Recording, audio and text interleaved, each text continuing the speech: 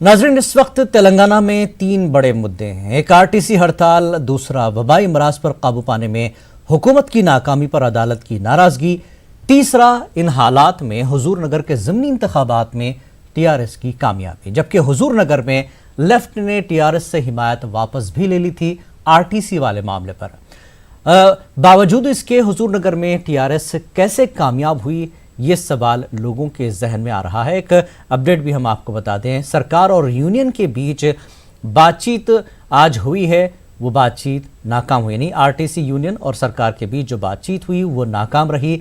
25-26 में से 21 मुतालबात सरकार मानने को तैयार है, लेकिन यूनियन तमाम मुतालबात पर बात करने की जो है बात दोहराई है, जबकि सरकार तमाम मुतालबात पर नहीं, सिर्फ 21 मुतालबात मानने को तैयार है। दीगर जो अहम मुतालबात है उस पर सरकार बात करना ही नहीं चाहती।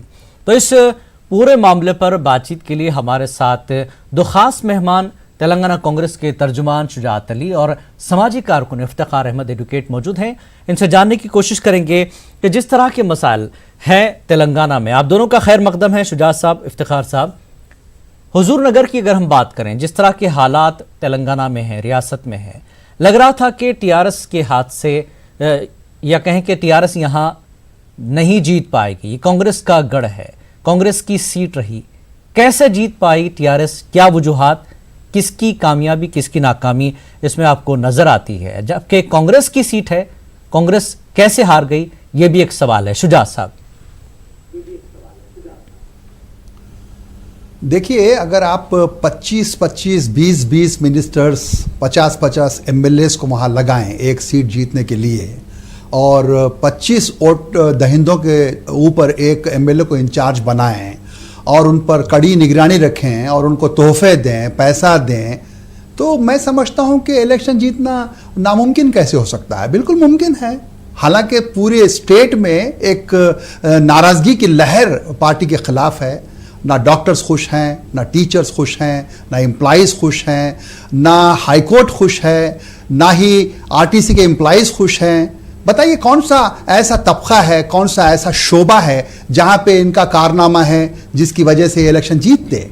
बिल्कुल करप्शन की बुनियाद पर, डराने की बुनियाद पर, पुलिस के गलत इस्तेमाल की बुनियाद पर ये चुनाव जीते हैं। मेरे को समझ में ये नहीं आता कि आप जो है आरटीसी की हड़ताल को खत्म करने के लिए 4 मिनिस्टर्स नहीं लगाना चाहते, लेकिन हुजूर नगर की सीट जीतने के लिए 25-25, 20-20 मिनिस्टर्स, कई एमएलएस को वहां लगा देते हैं। ये नाकाबिल फहम बात है और ये सरकार साबित कर रही है कि ये सरकार सरकारी काम के लिए नहीं है, सिर्फ और सिर्फ किसी भी हालत में चुनाव जीतने के लिए सरकार है। तो मैं ये नहीं समझता कि हमारी हार हुई है, हमारी जीत हुई है। हम बहुत बड़े पैमाने पर आवाम को बेदार कर चुके हैं कि ये किन किन शोबों में नाकाम हो रही है। जी इफ्तिखार साहब, डरा धमका कर पैसे का इस्तेमाल, सियासी असर और रसूख, दबाव के साथ ये सीट जीती गई, जिस तरह का इल्जाम लगा रही है कांग्रेस। क्या इस सीट के जीतने के बाद सरकार क्या मैसेज देना चाहती है, क्या कुछ दिखाना चाहती है जिस तरह के हालात रियासत में हैं? कैसे देखते हैं आप इस पूरे मामले को हुजूर नगर के? पहली बात तो यह है कि तेलंगाना की आवाम जो है टीआरएस से और हुक्मरान जमात से और चीफ मिनिस्टर केसीआर साहब की क़ियादत से खुश हैं। सिर्फ अगर नाराज़ हैं तो जो अपोजिशन के जो लीडर्स हैं वो नाराज़ हैं। और जो जैसा कि अभी हमारे दोस्त ने कहा जी कि वहाँ पर जो है मिनिस्टर्स को और एमएलएस को लगाया गया था, ये बिल्कुल गलत है। बहुत कम तादाद में वहाँ पर जो है एमएलएस वगैरह थे।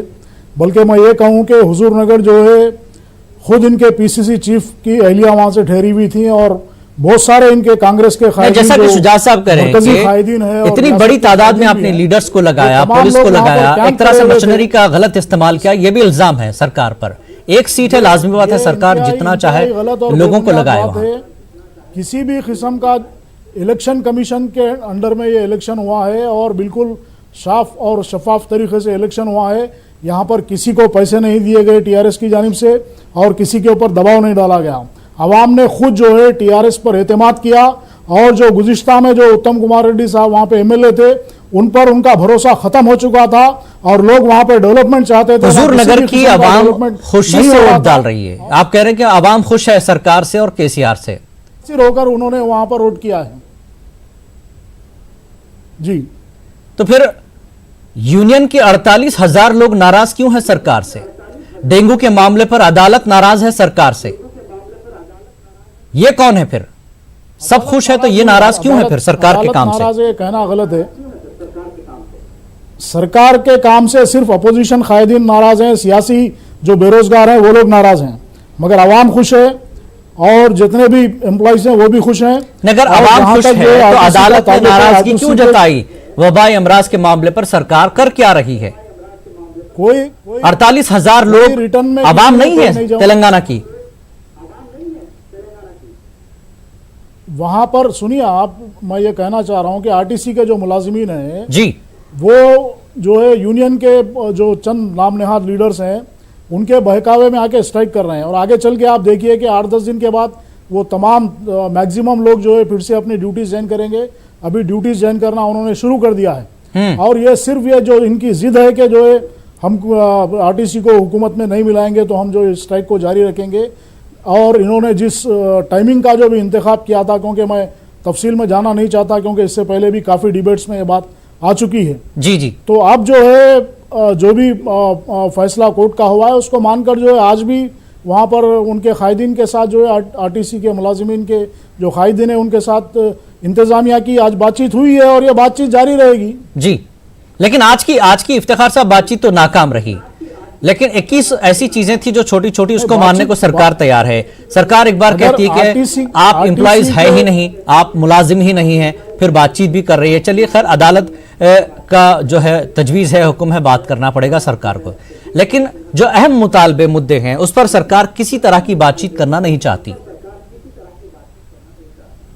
तकरीबन 21 जो उनके मुतालिबात थे उसके ऊपर जो है हमदर्दी से हुकूमत गौर कर रही है और उसको मानने के लिए भी कहा है, मगर फिर अब वो लोग कह रहे हैं, आरटीसी के जो कायदीन है वो 28 मुतालिबात की बात कर रहे हैं जी। और जो है ऐसे मुतालिबात जो अनकॉन्स्टिट्यूशनल है उसको मनवाने की जो है एक जिद कर रहे हैं जी। तो मैं समझता हूं कि जो भी जायज उनके मुतालिबात हैं उसके ऊपर जो है हुकूमत और जो है आरटीसी ठीक है। शुजात साहब, अगर सरकार 21 मुतालबे मान रही है 26 में से, तो एक बड़े मुतालबे, एक बड़ी तादाद में मुतालबे माने जा रहे हैं।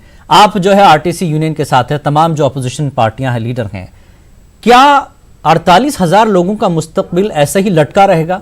अपोजिशन बहसियत अपोजिशन सरकार और यूनियन को क्या तजवीज, क्या मशवरा रहेगा? क्योंकि 21 मुतालबात 48,000 लोगों की मुस्तकबिल का फैसला होना है।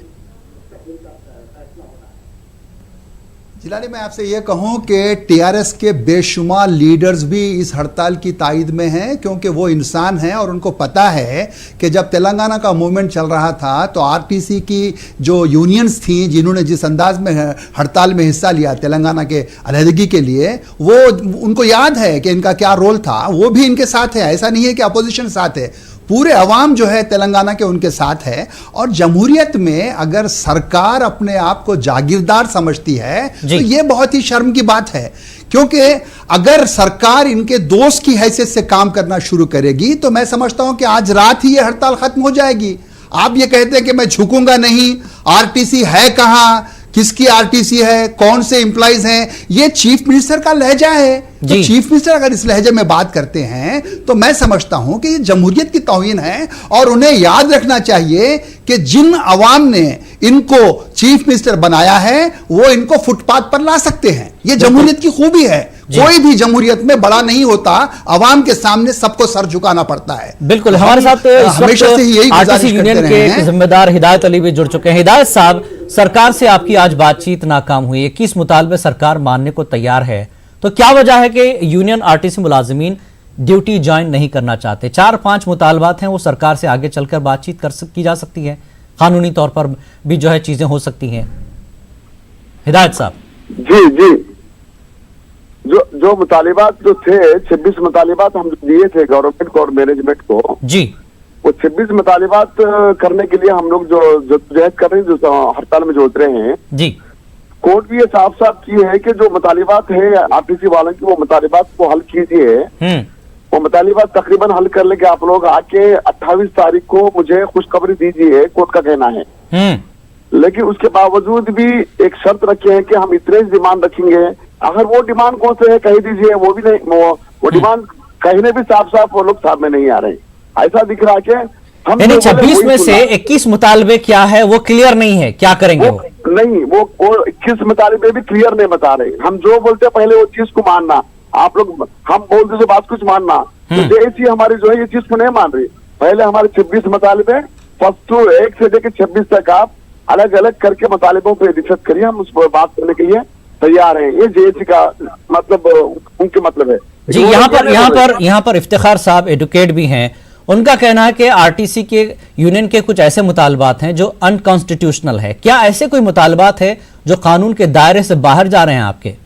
आप क्या बात करेंगे? अनकॉन्स्टिट्यूशनल स्ट्राइक किसने होती ना साहब? ये जो स्ट्राइक का ये जो हड़ताल है पहले कॉन्स्टिट्यूशन में है या नहीं? वर्कर की हड़ताल तो कॉन्स्टिट्यूशन में है ना? जी जी। जब हड़ताल कॉन्स्टिट्यूशन में जब रहने के बाद मुतालिबे कॉन्स्टिट्यूशन कितने रहते?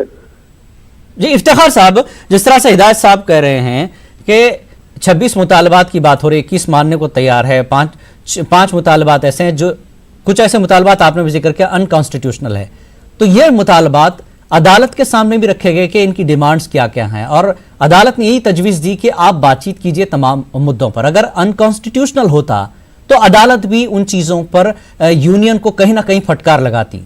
इफ्तिखार साहब,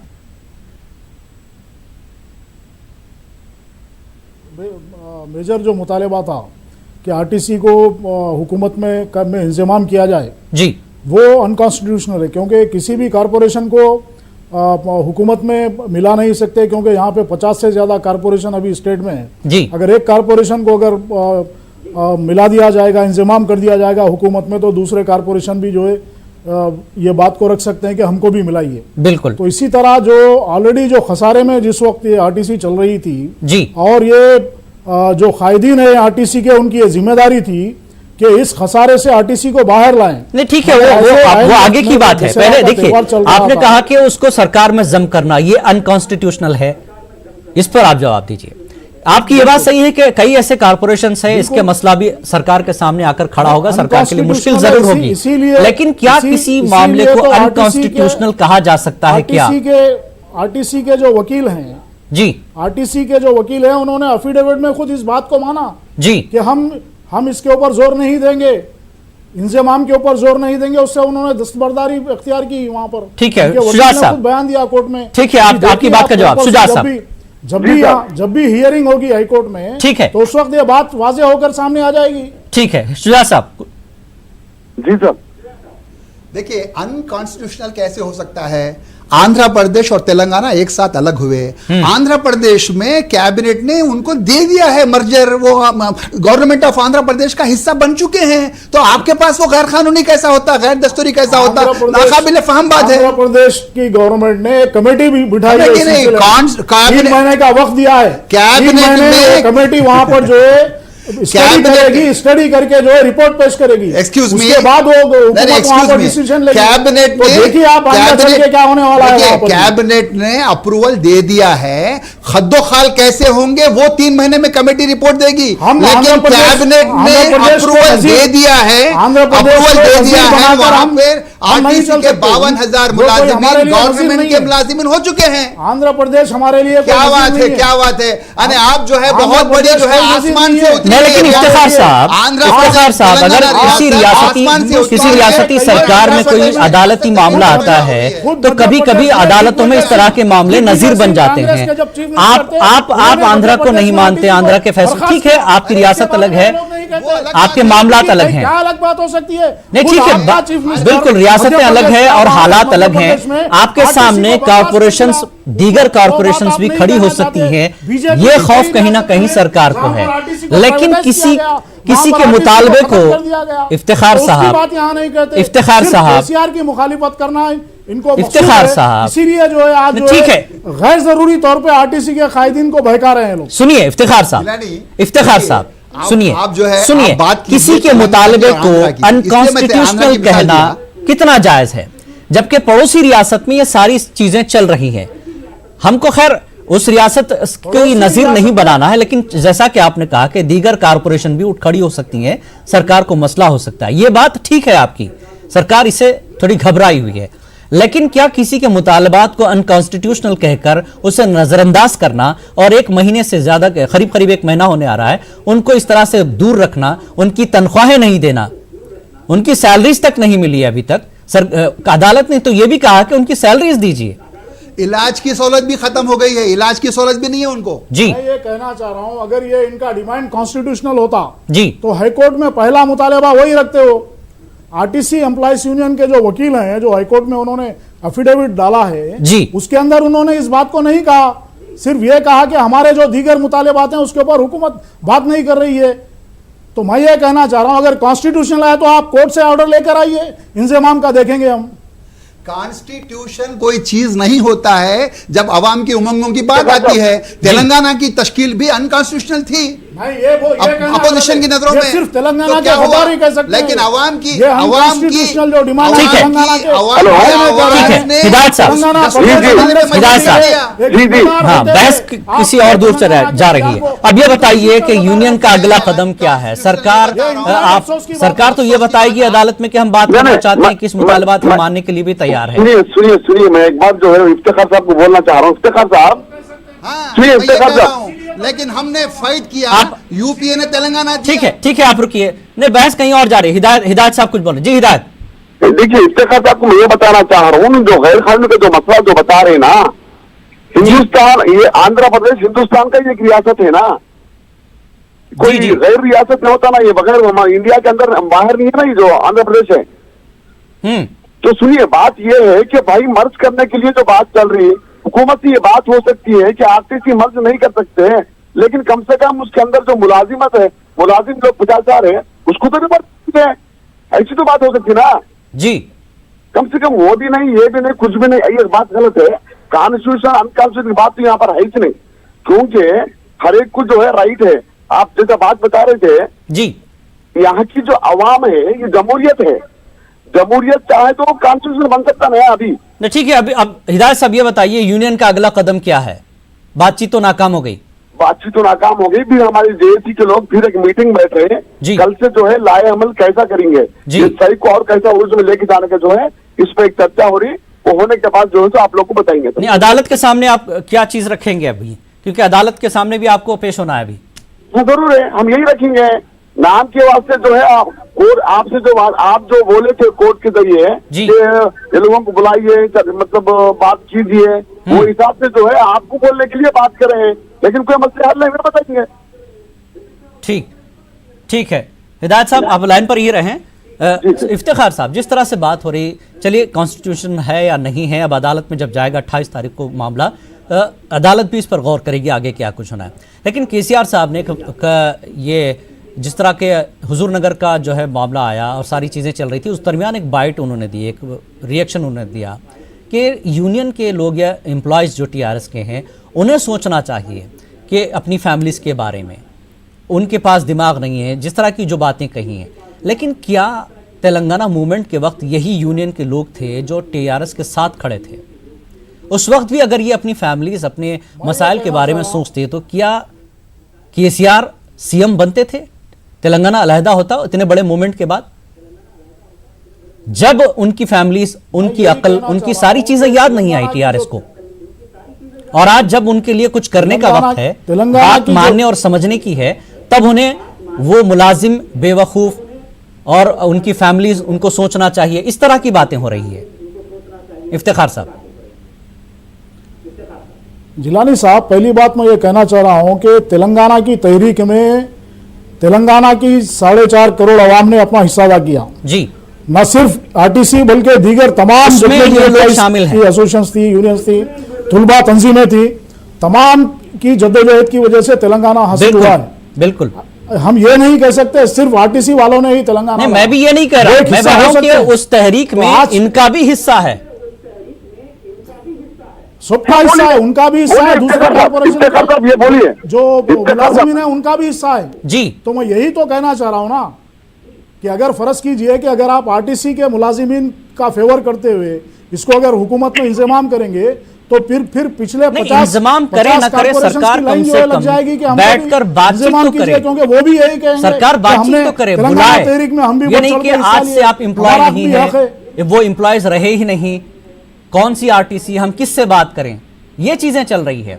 जो लोग तहरीक में आपके साथ खड़े थे, कम से कम उनसे ठीक है, आइए जो मुतालबात हम कर सकते हैं उसको पूरा करेंगे, ये तो हो सकता है ना कम से कम।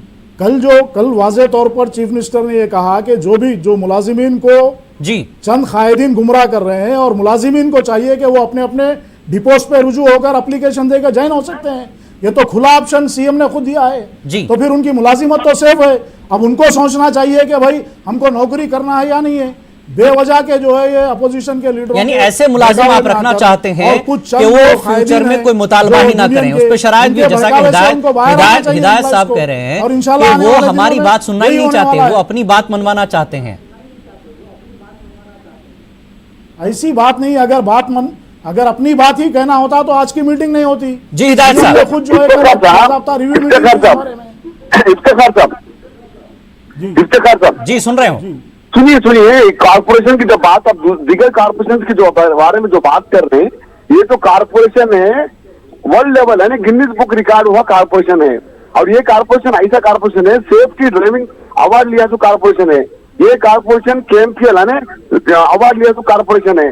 कई मुख्तलिफ स्टेट अवार्ड और इंडिया में अवार्ड जैसे कारपोरेशन है। इससे जो है ये रियासत को तकरीबन गवर्नमेंट को नाम लाया तो कारपोरेशन है। इसको हक है पूछने का कि आप खुद बोले थे बात, मैं गवर्नमेंट के एम्प्लॉयज के बराबर मैं आपको देखूंगा, एनजीओ के बराबर मैं आपको सैलरी दूंगा। ये सीएम साहब बोले हैं, वो ताकत हमारी इस बात की है। सीएम साहब खुद अपनी जुबान से बोलने से आप क्यों नहीं करते, बस वही हमारी अक्ल है। ठीक है इफ्तिखार साहब, यही बात मैं हमारे हिदायत अली साहब को कहना चाह रहा हूं कि अभी हिदायत साहब ने यह कहा कि गवर्नमेंट के बराबर देखूंगा। गवर्नमेंट के बराबर देखना और हुकूमत में इंतजाम करना दो अलग बातें हैं। बिल्कुल। तो हम यही कह रहे हैं कि आपका जो डिमांड था उसको आपने एकदम से बदल दिया कि हुकूमत में इंतजाम करो। आप कल तक यही कह रहे थे ना कि हुकूमत में इंतजाम करो, आज ये कह रहे हैं कि भाई बराबर देखो। तो ये दोहरा मियार तो अभी कायदीन का सामने आ चुका है। तो अगर यही बात अगर कहनी थी तो पहले से कहते। और एक बात मैं कहना चाह रहा हूं हिदायत अली साहब को कि आप जो है आरटीसी के अगर हमदर्द हैं, आरटीसी आपका कारपोरेशन है, यकीनन आरटीसी के बहुत सारे कारनामे हैं गिनीज बुक में, इससे कोई इनकार नहीं कर सकता। अगर आप आरटीसी को बचाना चाहते तो ऐसे पीक वक्त में, जबकि सारे साल में दशहरा और जो त्योहारों के मौके पर इनका जो कलेक्शन है 150% हाईएस्ट हो जाता, ज्यादा हो जाता और इनको इनकम जनरेट होती जिससे इनको फायदा हो सकता था। ऐसे वक्त में हड़ताल को जाना क्या ये मुजरिमाना अमल है या नहीं है, ये कायदीन को सोचने की जरूरत है। नहीं, इफ्तिखार साहब आप एक वकील हैं, आप ये सोचिए तेलंगाना एजुकेशन में जो ग्रुप, जो स्टूडेंट्स ग्रुप, वो तकरीबन जितने ग्रुप्स है, एम्प्लॉइज ग्रुप्स है, पब्लिक ग्रुप्स है, यानी तकरीबन जितने भी लोग जब एजुकेशन में शिरकत कर रहे थे, ये सब लोग हमारे करने वाले हैं। और क्या होना चाहिए आपको, आवाम पूरी तकरीबन साथ है। ठीक है इफ्तिखार साहब, जैसा कि आप कह रहे हैं कि केसीआर ने खुला ऑफर दिया है कि आप नौकरी ज्वाइन करें, लेकिन नौकरी ज्वाइन करने का मतलब यह है कि एम्प्लॉयज आए और ज्वाइन हो जाएं। यूनियंस का मुस्तकबिल क्या है फिर? यानी यूनियन ना रहे, मुतालबात भी ना रहे, सरकार का सरदर्द खत्म हो, क्या ये माना जाए? देखिए ये तारीख गवाह है कि जब भी कोई कायदीन जो है अवाम को या कौम को गुमराह की है तो अवाम ने और जो है कौम ने उनको अपना रास्ता दिखाया है। ठीक तो ये साथ भी ऐसा ही होगा। नहीं, इंशाल्लाह नहीं होगा। हुजूर नगर का नतीजा आपके सामने है। ये कांग्रेस का ख्वाब है, ख्वाब ही रहेगा। अवाम जो है ना, कांग्रेस का ख्वाब है, अवाम ऐसा सबक सिखाएंगे कि जो है रोना भी नहीं आएगा तुम लोगों को। आप अपने ग्रुप रो भी नहीं सकेंगे। दुरुस्त कर लीजिए। कल हार हुई वहां पर उत्तम कुमार रेड्डी की वाइफ की, आज हनुमंत राव ने दावा पेश कर दिया। एक तरफ जो है रेवंत रेड्डी बोल रहे हैं कांग्रेस का सदस्य, नहीं हो रही है। एक देखिए अवामी मामला और है, वबाई अमराज को लेकर तकब्बुर का जिक्र जो भी ठीक है। चलिए ठीक है, हुजूर नगर टीआरएस जीत गई, यूनियन की बातचीत नाकाम हुई, आगे क्या कुछ मुस्तकबिल जो है यूनियन का होगा, आरटीसी के लोगों का होगा, ये 28 तारीख को जब लोग अदालत में जाएंगे सब कुछ चीजें सामने आएंगी। इफ्तिखार साहब, शुजात साहब, बड़ा मसला है अवामी, वो है वबाई अमराज का। अदालत ने सेक्रेटरी को साफ कमरे अदालत में कहा कि आप इक़दामात किस तरह के कर रहे हैं रोकने के लिए। सरकार ये सियासी मसाइल में उलझकर कहीं ना कहीं अवामी मसाइल को भूल रही है। इफ्तिखार साहब। वबाई अमराज के बारे में भी जो है, जो महकमे सेहत है वो उसके जो मिनिस्टर हैं उन्होंने वाज़ेह अहकाम दिए हैं, और यहाँ पर ख़ास तौर पे जीएचएमसी में भी बड़े पैमाने पर जो है इस सिलसिले में काम हो रहा है, और महकमे सेहत भी जो है तमाम दवाखानों में जो है तिब्बी इमदाद जो मरीजों को पहुँचाने का काम कर रहा है जी। ये कोई छोटे से माइन्यूट चीज़ों को जो है बढ़ा करके बताना मैं समझता हूँ कि ये मुनासिब नहीं है। ये तो खैर अपोजिशन का काम है, मैं इनकार भी नहीं करता। ठीक है, अपोजिशन को आप जो चाहते हैं, लेकिन अदालत ये कह रही है कि हुकूमत नाकाम रही तो डेंगू से मरने वाले अहले खाना को फीकस 50 लाख रुपए मुआवजा अदा करना पड़ेगा। अब ये तो अनकॉन्स्टिट्यूशनल नहीं हो सकता जब अदालत कह रही है। अदालत ने कोई ऑर्डर नहीं दिया, यही तो मैं बता रहा हूं ना। अदालत नाराजगी का इजहार किया है, तौर पर कोई अदालत ने कहा है ना ये कि जिम्मेदारी आयद होती है अवाम की सेहत को लेकर। बिल्कुल जिम्मेदारी अदालत के कहने पर भी आयद होती है। अदालत अगर नहीं भी कहती तो हुकूमत की जिम्मेदारी है कि जो है अवाम को बेहतर सहूलतें फराहम करे सेहत के ताल्लुक से। जी, अदालत ने यह भी कहा कि आईएएस अहदेदारों के खिलाफ मुकदमा दर्ज किया जाए अगर सही से काम नहीं हो रहा है सरकार में। ऑन रिकॉर्ड ये बात नहीं है। नहीं, हुकूमत तो काम कर रही है, ऐसी बात नहीं है। तो फिर अदालत नाराज क्यों हो रही है? लास्ट पॉइंट शुजात साहब, जिस तरह के वबाई अमराज चल रहे हैं, अदालत ने नाराजगी जताई है, सरकार कहीं सियासी उलझन का शिकार होकर अवाम के फलाह बहबूद भूल रही है, क्या कहते हैं?